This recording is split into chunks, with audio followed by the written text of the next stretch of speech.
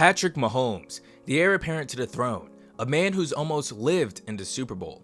But never before had Mahomes been tested like he was in the 2023 playoffs. And this is the story of when Patrick Mahomes had to play the villain on the road and relished as the underdog. In the 2023 season, the Kansas City Chiefs limped into the playoffs. After starting the season 7-2, they then lost 5 of their next 8 games and finished the season with an 11-6 record. 11-6 was still good enough to win the AFC West, as Mahomes has never been tested for the division crown in his time as a starter. But for the first time ever, he entered the playoffs as a 3 seed, and if everything aligned, he'd be headed for the first 2 road playoff games of his entire career. But before we could get to any of that, the Chiefs would have to take care of business in the wild card, which was at home on a very frigid night in Arrowhead versus the Miami Dolphins. It's something fascinating about the Miami Dolphins in below 0 temperatures, but here we are with the Chiefs and the Dolphins playing in -4-degree temperatures with a -27 wind chill. Now these two met in the regular season where it was just a 21-14 Chiefs win, but this game would look a lot different, it not in the Dolphins' advantage. The Chiefs made a statement early, driving right down the field on their first drive, unfazed by the cold, and reached the end zone just 4 minutes in. And from that point on, the Dolphins never really recovered. The Chiefs now weren't the offensive juggernaut of past teams. They were now relying on their stout defense, and that defense would hold the Dolphins to just 7 points the entire night. Mahomes led 2 touchdown drives and racked up a ton of field goals, but the most iconic moment of the night was when Mahomes' helmet cracked under the harsh temperatures. So that was the wild card, which was a nice tune-up game for the Chiefs, because up next was the game the entire NFL world had waited 2 years to see, but this time it'd have a major twist. From the moment Mahomes stepped on playoff turf in January of 2019 to the game just a week before in January 2024 versus the Dolphins, every time Mahomes took a playoff snap outside of the Super Bowl itself, it was in Arrowhead Stadium. The Chiefs had an unprecedented 5 straight AFC Championship games at home from 2018 to 2022. And if you all remember, the 2021 season would give us the infamous 13-second game and one of the greatest NFL games of all time. So when everyone awaited the playoff rematch in 2022, the Bengals would walk into Highmark Stadium and easily dispose of the Bills in the snow, setting up their own rivalry with the Chiefs, as it was the Bengals who knocked the Chiefs out of the playoffs, coming back from down 21-3 in the AFC title game and spoiling the aftermath of the NFL's greatest game. But this year the Bengals had fallen apart, and the path was clear for the rematch between Patrick Mahomes and Josh Allen. And for the first time ever, Patrick Mahomes would have to play a playoff game away from the confines of Arrowhead Stadium. And was it finally Josh Allen's time? The Bills closed the season on a 5-game winning streak, which included a 20-17 win in Arrowhead versus the Chiefs. Allen had put up his 4th straight 4,000-yard season passing, and this time he accompanied it with a career-high 15 rushing touchdowns. Never before had he even had 10. And the pass rush had a massive boost in 2-time Super Bowl champion Von Miller in this matchup. Meanwhile, on the Kansas City side, this was far and away Mahomes' worst season of the decade. He dropped from 5,200 pass yards the year before to 4,100, and his touchdowns dropped from 41 to 27. All the stars aligned for this to finally be the Bills' time. They had lost the 2020 AFC title to Kansas City. Then when they thought they had them beat, they fell apart in 13 seconds. Now the Bills Mafia was in their corner, and Mahomes would have to simply play the villain on the road for the first time. The Bills were a 2.5-point favorite and had the entire country behind them. But Mahomes himself had waited his whole career for a game like this. What's a better feeling, playing the hero at home or the villain on the road? Oh, man. I like to be the villain a little bit. Yeah! Once the game got underway, the Chiefs' defense bent but didn't break on the first drive, holding Buffalo to just 3. But then the Bills' defense would do the exact same, forcing the Chiefs to attempt a field goal. The Bills knew just like that night 2 years ago, they couldn't win trading field goals. So Allen used his legs like he had so many times in this season and found the end zone on the ground. To avoid falling behind multiple scores, Mahomes would pick up crucial 3rd downs to keep the drive alive for a field goal.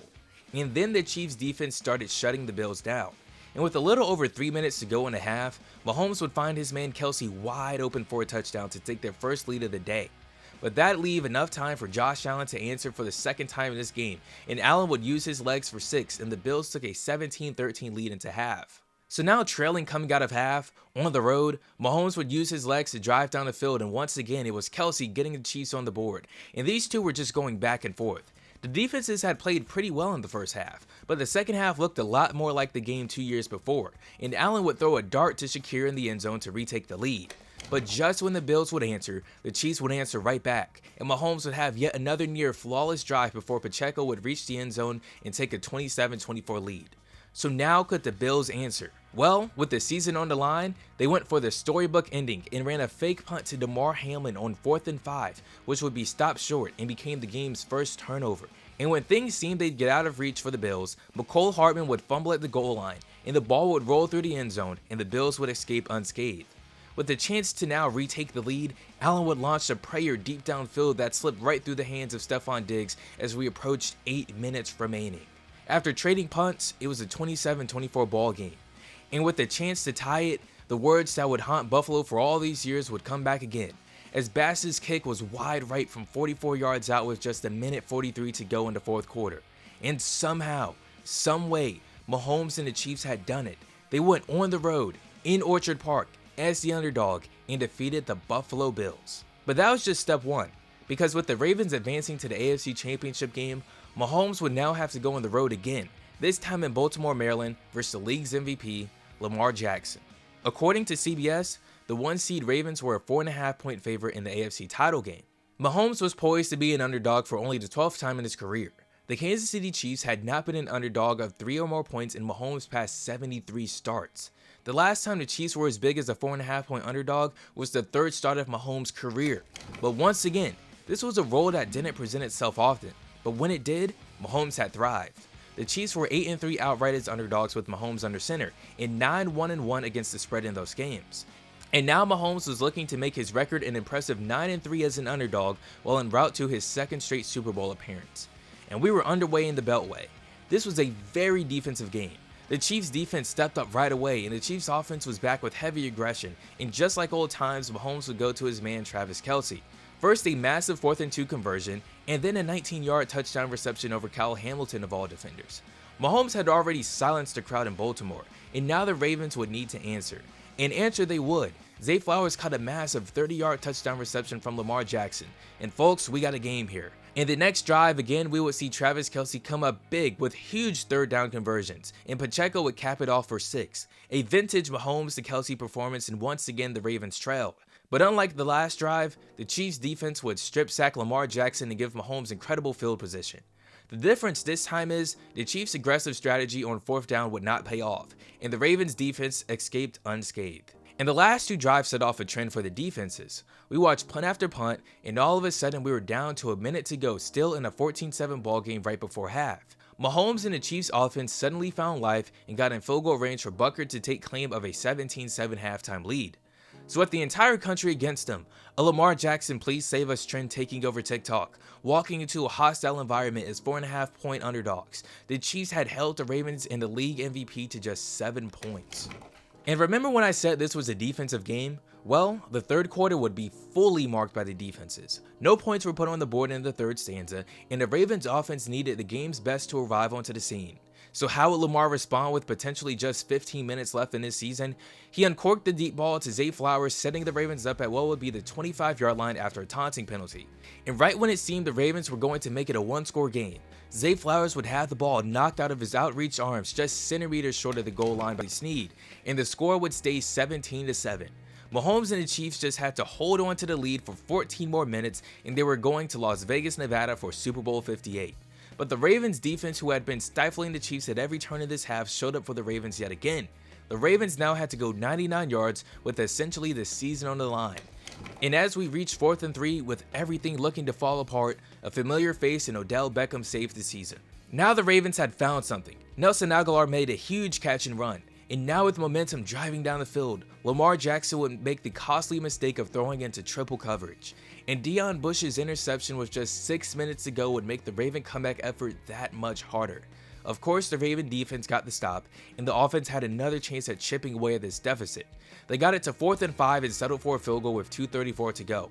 At least they notched their first points on the board since their 2nd offensive drive of the game. But Patrick Mahomes was still on the other sideline, and he had a 7-point lead and nothing to lose with just a little over 2 minutes to go.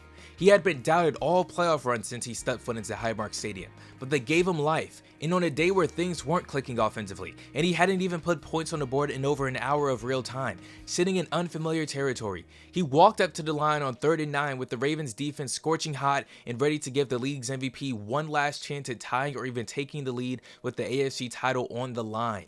And he stuck the dagger into the entire state of Maryland, finding Marquez Valdez-Scantling for 32 heartbreaking yards and silenced the entirety of M&T Bank Stadium in the process.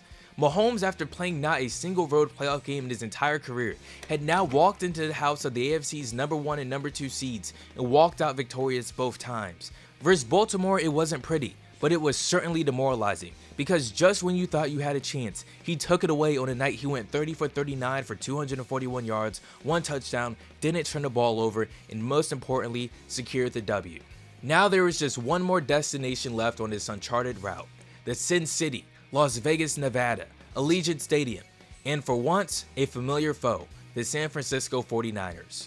4 years before, the Chiefs and 49ers met in Miami Gardens, Florida for Super Bowl LIV in the NFL Centennial season. And on that night, Mahomes led a 10-point fourth quarter comeback to secure his first Super Bowl. This time, he'd be facing a vengeful 49er team, full of players in Fred Warner, George Kittle, and Nick Bosa who hadn't forgotten what happened on that 2020 night. And they got to this game in historic fashion, taking a page out of Mahomes' book and completing a comeback from down 24-7 at half, scoring 27 unanswered in the NFC title versus Detroit to book their trip to Las Vegas. And fittingly, the 49ers would be 2-point favorites on the game's biggest stage. Twice the odds have been against Mahomes, twice he's proven the odds wrong, so why not make it thrice? The 49ers were 6-0 straight up as favorites in the postseason under head coach Kyle Shanahan. Certainly this is where it all comes to an end, right? This historic Super Bowl run where we have a 6-loss Chiefs team that pulled off 8 one-score victories on this road to Las Vegas. There's just no way they can do it again. The 49ers had now added Christian McCaffrey and found their franchise quarterback for a cheap price. This just had to be it. But as always, there's a game to play, and once again, another chance for Mahomes and the Chiefs to prove their doubters wrong. So here we go, Super Bowl 58, and the Niners on their first drive moved down the field with ease, until the Chiefs defense showed up as they had all season long, and they forced the fumble of Christian McCaffrey with the Niners in striking distance. And just like the AFC title, this would set a trend. The first quarter was dominated by the defenses as we saw no points allowed. But to start the second, Jake Moody would come up big with a Super Bowl record 55-yard field goal to give the Niners a 1-score lead. And maybe Mahomes had finally met his match, because even when the Chiefs found lightning in a bottle, Isaiah Pacheco would fumble the ball inside the 10, giving it right back to San Francisco.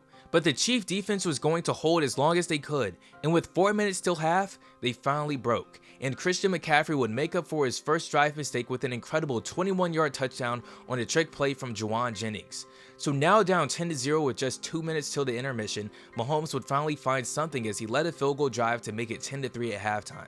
This was easily the best anyone had contained Mahomes since the Super Bowl just 3 years ago in Tampa, Florida. A game that would seem really reminiscent to that 31-9 stopping had the Chiefs defense not been doing the same to San Francisco for the most part. But it wasn't looking like it was going to matter what the Chiefs defense was doing, because Mahomes, who was still thrown off his game, would throw a crushing interception into the hands of Jair Brown. But again, with a chance to put Mahomes away, the 49ers just couldn't do it. Despite the fact that 49ers got the ball at the Chiefs' 39-yard line, they couldn't put any points on the board. And seriously, shout out to this Chiefs defense. The entire playoff run, starting with the frigid night in Arrowhead, and the trip to Highmark Stadium versus the NFL's second-place MVP finalists, and the AFC title versus the league's MVP. The Chiefs defense never let things get out of hand when the offense was stalling, and yet again they were keeping the Chiefs' Super Bowl chances alive. We'd see stop after stop, and Mahomes again, just like towards the end of the first half, was able to muster up a field goal drive, albeit a deep one, which for the second time tonight had broke the record for the longest field goal in Super Bowl history, splitting the uprights from 57 yards out. But again, defensive stops, and finally the 49ers made a crucial mistake, as the 49ers muffed a punt and gave the Chiefs the ball in the red zone, and right away MVS would come up big and give the Chiefs their largest lead of the Super Bowl. So suddenly, the Chiefs took a 13-10 lead into the fourth quarter, and with just 15 minutes left in regulation, the 49ers knew they needed to fight fire with fire, and Shanahan ran a risky play on fourth down, giving up 3 points for a chance at 6, and it paid off as they converted and then found Juwan Jennings to retake the lead. And Jennings was putting up a serious Super Bowl MVP case. But again, mistakes, and not being able to shut the door on Kansas City, as the ensuing extra point would be blocked to keep it a 16-13 game. And that come up very big, as on the Chiefs' best drive of the night, they were forced to settle for 3 on 4th and goal. But those 3 would be enough to tie it with just under 6 minutes to go. And now we were in for a historic finish, as with just 2 minutes to go, we were tied at 16 with the Lombardi Trophy hanging in the balance. And it'd only be fitting that on 3rd and 4, the Chief defense would get the pressure on Purdy, forcing the incompletion and holding the Niners to 3. And now Mahomes had a go big or go home drive. 1:53 on the clock, 75 yards of green grass in front of him, down 3, and the NFL's final examination in the way. It'd been a rough outing so far, but when he had to have it, he found his tight ends, and the Chiefs were down to the 10 with 10 seconds left in regulation. So to play it safe after a quick incompletion, Andy would send the field goal team out, and we were headed to overtime in the Super Bowl, 19-19, and put 15 more minutes on the clock.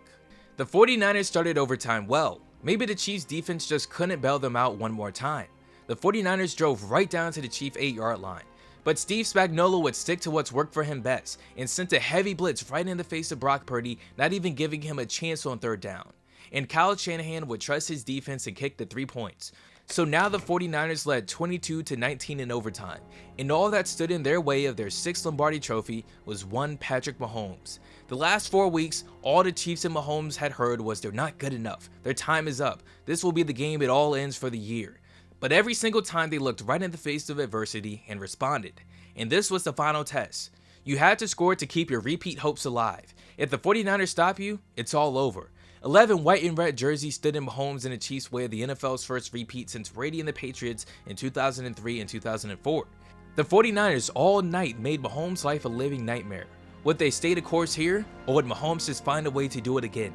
2 decades since the last repeat, and here's his chance to do it again against all odds. But yet again, adversity would strike, and the Chiefs just 3 plays in were now looking at 4th and 1.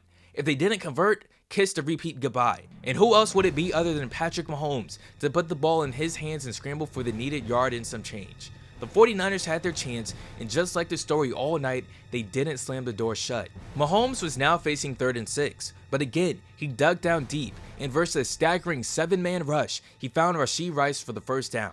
Mahomes just chipping away one play at a time, and finally, on 3rd and 1, the line would part like the Red Sea, and Mahomes would take off for 20 yards to get inside the 15. As Tony Romo said, you could cut the tension with a knife. The Chiefs kept chipping away and now found themselves just 3 yards away from pay dirt. And then we'd see the crowning moment. It's there! Hardman! Jackpot! Kansas City! The Chiefs had done it, the first repeat in almost 2 decades, and they did it while being the underdog in the divisional, AFC title, and the Super Bowl itself.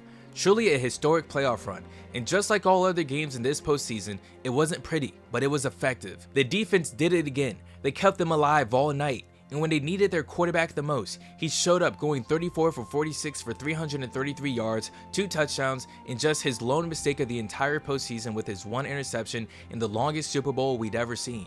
They said he couldn't do it. They said the Chiefs couldn't do it. But in the end, they played the villain on the road and walked out victorious, holding the Lombardi Trophy high.